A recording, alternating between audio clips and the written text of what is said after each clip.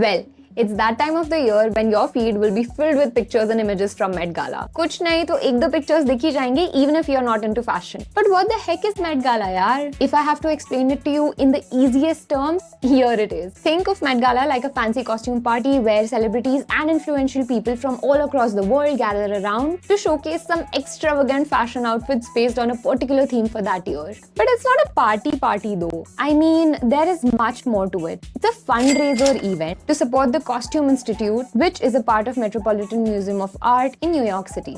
But the real question is, fundraising, but for what? Let's find out.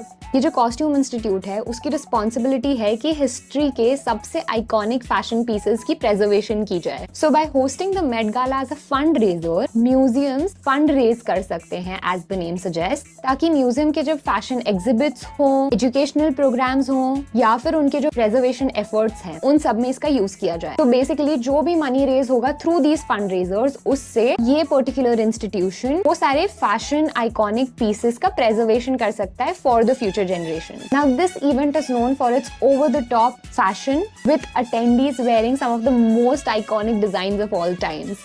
It's like a blend of high fashion runway show and a glamorous Hollywood party. Now if you want to know more about the Met, do follow.